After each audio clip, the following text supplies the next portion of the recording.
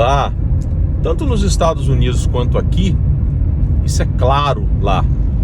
Existem sugestões legislativas, existem leis, etc., existem pareceres, enfim. No seguinte sentido, ser um analista do comportamento é uma coisa, utilizar a análise do comportamento é outra. Isso é muito interessante, muito importante. Porque qualquer profissional da saúde ou da educação, aqui como lá, psicólogo, pedagogo, etc., pode utilizar a análise do comportamento, seus princípios, etc., em suas abordagens, em suas terapias, em seus consultórios, nas escolas, nas suas intervenções, sem problema.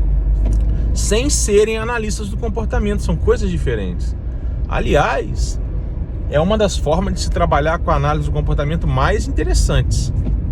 Porque você não tem que entrar dentro de uma bolha de hipócritas, imbecis, que ficam defendendo coisas absurdas, como que formações alheias podem formar análises do comportamento, que supervisão é obrigatória sem ter lei que obrigue.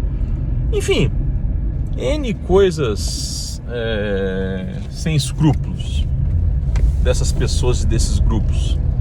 Então, você se declarando analista do comportamento ou não, saiba que você não deve satisfações para ninguém, porque não há lei. Saiba que você deve satisfação para o seu caráter, para os seus princípios, para a sua moral, para a sua honra, para o seu exercício profissional, para a sua imagem enquanto profissional, seja lá de que área você é. Isso sim é importante para o bem-estar dos seus pacientes, dos seus clientes. Isso sim é importante. Agora, pertencer a grupos, que bobagem.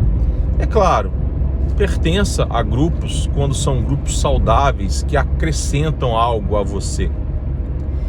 Pelo contrário, não. Pelo contrário, se declare um analista do comportamento independente, não pertencente a nenhum grupo, como eu faço. Pelo contrário, utilize a análise do comportamento, mesmo que você não seja um analista do comportamento, como eu também faço. Embora eu me considere porque eu tenho uma formação sólida nessa área. E é isso, tá? Entenda a diferença. Trabalhar com análise do comportamento não te obriga a ser analista do comportamento. Não é obrigatório.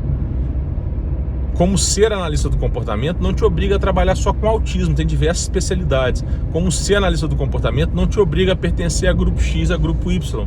Como ser analista do comportamento não te obriga a trabalhar supervisionado, não te obriga a ter mestrado e doutorado, principalmente mestrados e doutorados alheios, né?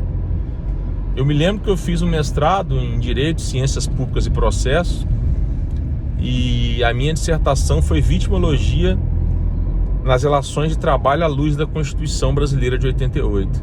Sem saber, naquela época, lá em 2005, 2004, enfim, uma época até que eu fui assaltado, tomei um tiro, em setembro de 2005, lá em Cabo Frio, nas dunas, indo para Arraial do Cabo, para quem conhece, andando de moto, jipe, etc. lá, troller, etc., com amigos.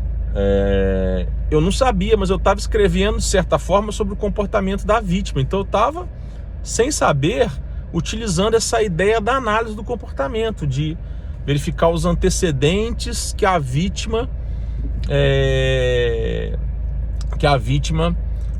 tinha, né, no dia a dia laboral ali, que podiam implicar em ela ser uma vítima de acidente de trabalho, de assédio moral, de assédio sexual, etc., sem saber. É claro que não utilizei princípios da análise do comportamento, nem técnicas da análise do comportamento, nem métodos da análise do comportamento, porque eu não tinha esse conhecimento, óbvio.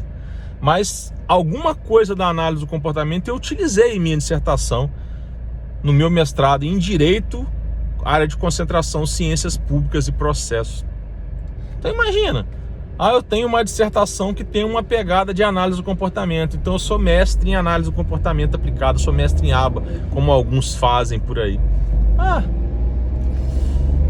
Cansado dessas mentiras, porque para essas pessoas 1º de abril são os 365 dias do ano.